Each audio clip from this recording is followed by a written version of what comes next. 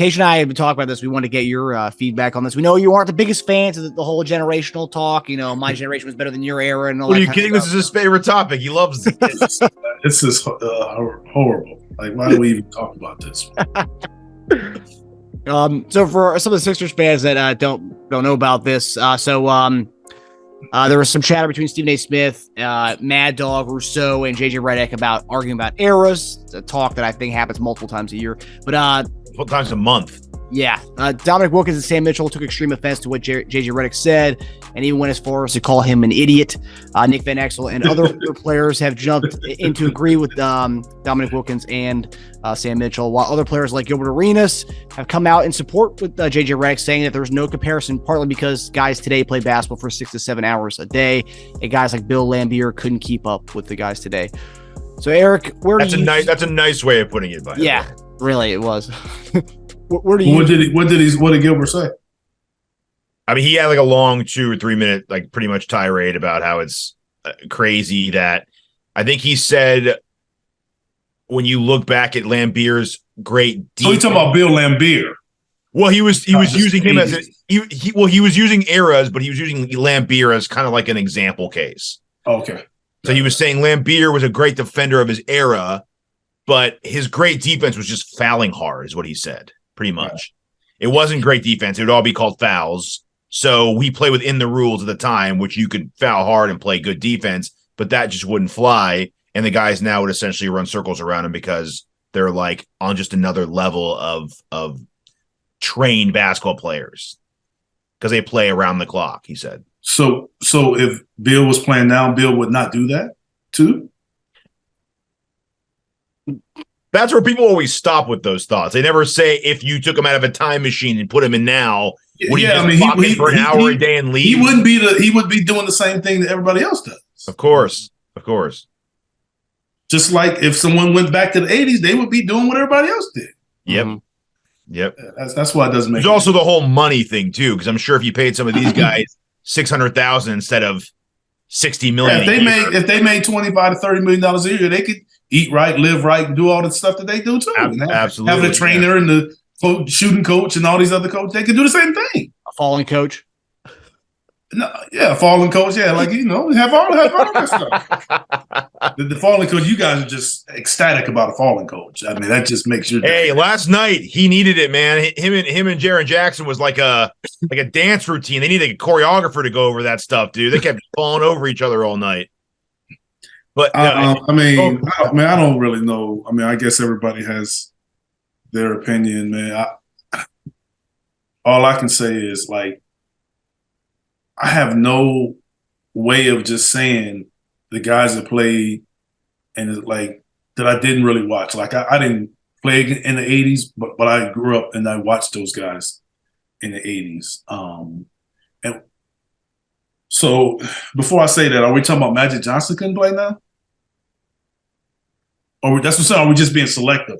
Like was Gilbert them just saying Bill Laimbeer and no, he used Bill as a specific example, but it was era. It was guys back then, not including Magic Johnson. I mean, he didn't have a stipulation on that, so I guess it is including Magic Johnson. It can't be including Magic Johnson because Magic Johnson was one of the most best conditioned basketball players we've ever seen. People also stated that Laimbeer would be a stretch big now. He could actually shoot. He just didn't do it because that wasn't what he needed. He did it then. Yeah. He was shooting. He was picking it up and shooting threes there. He would just do it like times 10 now if he played now, right? Because it allows for that. But that's not from a standpoint of being able. That's just what teams want you to do. Mm-hmm. Mm. You know what I'm saying? Like they want you to do it. Like we watched Joel stand out in the perimeter almost the whole game last night. Well, I mean, he did, right? Yeah. For a lot of it, yeah. So yeah, I mean, I don't know, man. I just you guys know I don't like to get into this stuff. I think it's not good. I do know that when I came into the league, excuse me, there were some guys that felt that the older players kind of shaded them. So I think some of that is still there. When I came into the league, it was like that. Guys felt that way. I was one that, wasn't really supposed to be in the league, so I was excited to see everybody and meet all them older guys. So I never really had a chance to. And you were on a veteran squad. We talked. So yeah, so I didn't have a chance to judge people. I'm just like, the thing that disappoints me the most with this is that it's a lot of ways to defend your point without dismissing people. And that's where I want us to get. If you feel like your era is better, or this era is better, or that era is better, fine. But we don't have to do it by dismissing people. I just want to hear that. I want to hear people talk like that because, like I said, I didn't see the '70s. I didn't see anything in all those guys before them. I did see some '70s, but I don't remember them very much. I seen a lot of the '80s. I've seen a lot of the '90s, and I experienced playing some of the '90s. And after that, and I thought the guys that were playing when I was watching the '80s were great. Dr. J was my favorite player. Magic Johnson's my GOAT, the point guard position, so I enjoyed playing it. I've seen Michael Jordan on TV in person. I've seen Kobe Bryant. I've seen LeBron James. I've seen Kevin Durant. I've seen all these guys. They're all great. I think it's just hard. You just, because we don't talk about, we talk about guys' talent. Well, this guy can do this and this guy can do that, but are we going to talk about how Bill Russell couldn't stay in the same hotel as his teammates? I'm sure that didn't distract him on the court at all. Yeah. So you see what I'm saying? Like, are we going to talk about everything else that was going on? So if we want to have a conversation, let's have a real one. You know what I'm saying? Let's have a real one. There was a time in the NBA when you tore your ACL and your career was over. Yep. So I don't really know how to think about it because it's really only in basketball that we had this stuff. True. Like, I don't hear anybody saying. You're right. It doesn't really come up a lot in football. And I don't hear, Gretzky couldn't play right now. I don't hear anybody say that. Yeah. Yeah. Well, one big reason we both wanted to talk to you about this too is because a lot of the discussion stems from, and Redick talked more about this today on his podcast. Redick said one thing. He said, outside of hard fouls being looked at longer and flagrants and fighting, he said outside of that, the physicality has not changed in how it's called in the league. I personally do not agree with that. And that's not an accurate statement. I agree. Yeah, I agree with you. But see, I want you especially because you were a hard-nosed defender and you played through the tail end of that really physical I came into the league where the rules changed 3 or 4 times on how you could guard people. So you have a unique perspective on it. Yes. So you when you come in and you could physically hand check someone and hold their hip and direct them. So if you were stronger than them, there was really nothing they could do. You could direct them and make them go whichever way you wanted them to go. Damn. That does matter. Absolutely. That does matter. And that's why I've always said, like, you take a guy like Steph Curry, for instance. I'm of the side that think that Steph Curry can succeed in any era. It just may look different. Because if Steph Curry's too good of a player and too smart of a player, if I could hold him like this, he will do something different. He's not going to come down and shoot those deep shots if I'm directing him with my hand. He's not going to do that. He's going to do something different, but still effective. That's how I see it.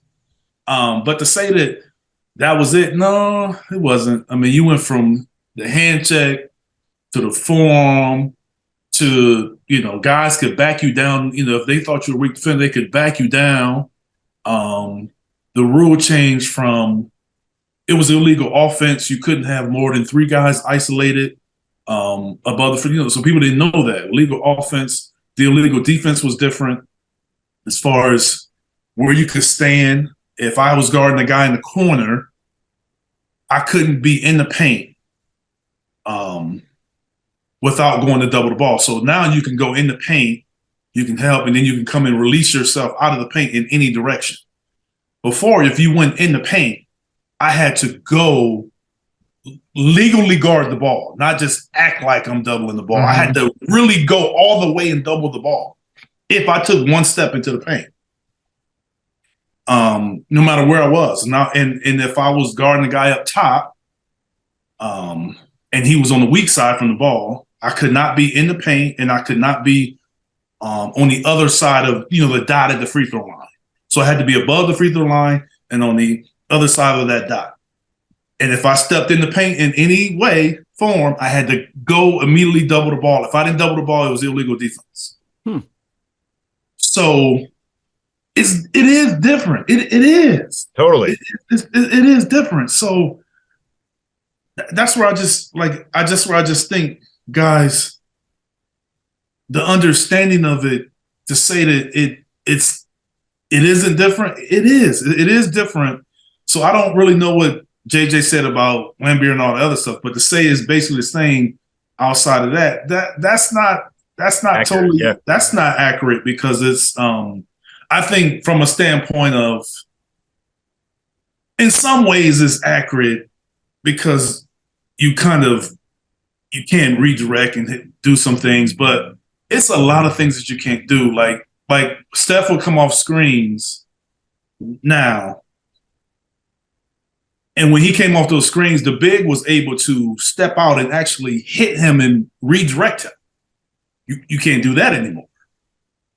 You know what I'm saying? So that was legal.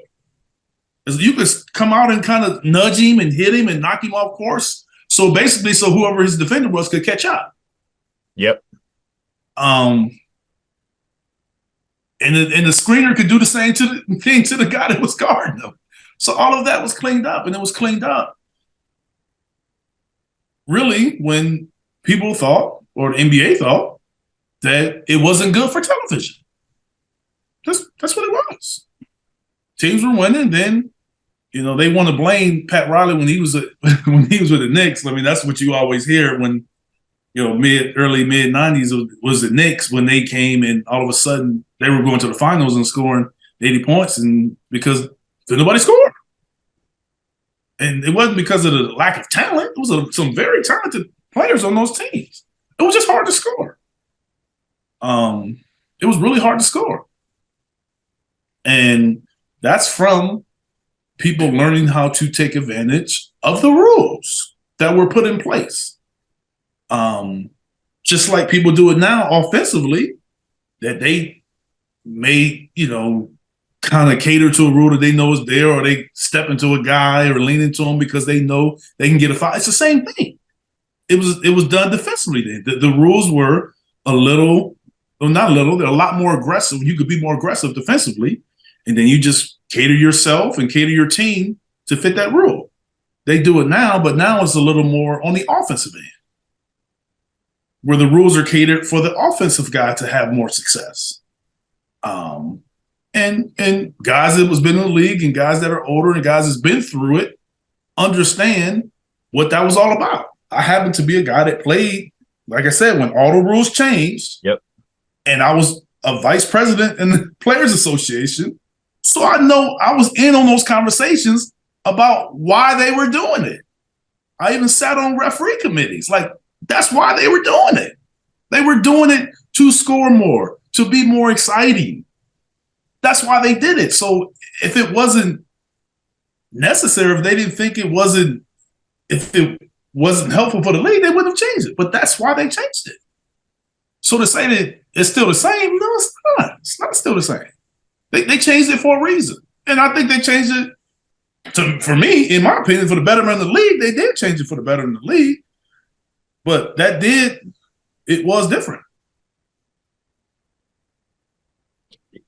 And it was funny. He was like, you can, if you pull out go pull up like a 1990s Jordan, him in the post, and how much he gets bumped. I'll show you just as many examples of Steph Curry getting bumped and it not being called. Yeah, I mean that I think is true. I think that's true. The difference is you got to show the whole sequence of the play and see how many times you're able to get bumped and get hit and get screened, and that way that's what I'm saying. In that particular case, that's where it's different. But I think Steph he gets held, hit, bumped. You can be a little aggressive with them. That's true. But I wouldn't compare it to the physicality with Jordan. I wouldn't say it's the same. I think that's not a good way to kind of gauge it. Yeah. I mean, I would say maybe the way LeBron gets hit, because they don't call it as often. Someone like that, where Steph gets hit and held. I think Steph gets held a lot, not necessarily hit a lot. My counter to that is we're also not talking about the million illegal screens he also gets to get open too, because Draymond pulls like a guard on some of those. Nah, that's the one thing that hasn't changed is illegal screens. Well, Rick Barry went off about how he can't even watch the game anymore because he counts like 40 to 50 illegal screens a game. The difference is they're not calling it very often. That's the problem. So if they're not going to call it, guys are going to continue to do it. Mm-hmm. Yeah, but illegal screens. I mean, I played against the Pacers and chasing Reggie Miller and the Davis boys and Rick Smith and all those guys hit. Oh man, it's like an obstacle course. Hey, you think look? Trust me, I know what an illegal screen is, and that's always been in there. If there's anything that hasn't changed, it's illegal screens. And my biggest thing was, at least to the 6-7 hour counter, how guys work so much harder now. Well, they do put in more work. They do. My counter to that is, okay, what's the one aspect of NBA that hasn't changed at all since the 80s? Like zero. It's the same exact thing as it was then as it is now. Free throw shooting. Not changed. Same distance. No one's in your face. No one's made it harder. It's only gone up 1.8% since the 80s. So if guys are spending 6 more hours in the gym, how come that hasn't gone up in 40 years? I don't know. It's a free shot. It's literally a free shot. It's like a practice shot. I think free throw shooting is something that guys you can work on, but at 7 hours a day, I'd hope so. Yeah, you still gotta, that popcorn start popping. It's still different. So, yeah, I mean, guys, I've been around a lot of guys. I just know they work on their threes more than they work on their free throws. Yeah. And that makes sense. You can see that percent. I can imagine that percentage is going up. Mm-hmm. Oh, yeah. I think that was considerable. The attempts also have gone up like 10 times a game, too. Oh, not the attempts. I mean, you were getting taken out the game. You were getting taken out the game for shooting threes a long time ago, and now you get taken out the game, if you don't take threes. Mm-hmm. Just the opposite. Yeah. It's funny. Don't shoot that. Scoot back and shoot it. Like, literally, scoot back and shoot. We were told scoot up and shoot. Why are you taking that shot? It's just different. The philosophies are just different. Yeah. But being that they're different, they were different because it was harder to score. So since it was harder to score, if they deemed something not a great shot, hey, especially with LB. I mean, Larry Brown, look, man, I didn't even work on threes. I'll be honest with y'all. Like, we were shooting every once in a while. I know Aaron worked on threes, but he really just worked on corner threes. Mm-hmm. Allen just played basketball. Allen was going to take whatever shot whenever he didn't care. Like, but I didn't even work on them. Like, I would shoot a couple threes, like, in my routine, make one from each spot or something crazy like that. I didn't even shoot them. During the offseason, I didn't even work on them at all. Because you weren't doing it in games. Why would you? But I was told not to shoot them. So why am I gonna work on something I'm told not to shoot? It's funny, man. That's a total mentality change because now guys go into their off seasons trying to that's what I'm better saying. at the things they're not that good at. That's what I'm saying. So it's like I never went into a season like when I went to Cleveland, they kind of like wanted me to do it a little more. But I'm 12 years in, I'm not gonna become no 3-point shooter in 1 year. I mean, I'm not Brooke Lopez. You know what I'm saying? You would have needed like the long Jason Kidd increase. That's what you would have needed. But Jason always shot threes though. Even when he was missing them, yeah, it's true. I mean, I don't really know his percentage. I'm just saying, like Jason always shot them. Like it wasn't like he didn't shoot them, then all of a sudden he started shooting more. He was always shooting threes. Mm-hmm. Yeah, I mean, we were. I never went into, especially when I was in Philly. I never went into an exit meeting or any kind of meeting in that 1 year, and I was there almost 7 years, and they told me to come back work on your three. Only time that happened was when what was the coach that came from Boston when I got traded? O'Brien. Yeah, Jim O'Brien. Jim O'Brien. I met with him when he first got the job before I ended up getting traded like a month later. I met with him and he was like, yeah, I want you to work on the corner three. That was 2004, 2005. He was the first coach to ever say that to me. Wow. You had to up those hours in the gym, huh? And then I was just like, corner three. Well, I mean, how am I going to get based on the way I play? How you going to get me to the corner? Yeah, that's true too, right? That was my question. Am I going to be in the corner, or I'm just going to pass and go to the corner? Mm-hmm. You know what I'm saying? Like, what are we doing? Yeah, you got to scheme. You got to scheme it. Is Allen going to bring it up, and I'm just standing in the corner? Like, you know what I'm saying? Like, you got to, because it does matter. It's a valid question. It doesn't matter how you getting there. Am I going to PJ Tucker it where I'm already standing there? Or am I going to bring the ball up? Yeah, you could have like the point guard version of Tucker. Pass it and then run there. Yep. So that's what Dame said during the 3-point contest. He said, "I shoot the corner or the side threes probably like 6 times a year. This is different for me." Sure, I mean he shoots more half court shots than he does corner threes. Yeah. Yeah. So I mean, if there's one thing that's different, it's these guys shooting those long range shots, and I just I don't really see a lot of guys shooting at a high clip like Dame and Steph, maybe Trae Young.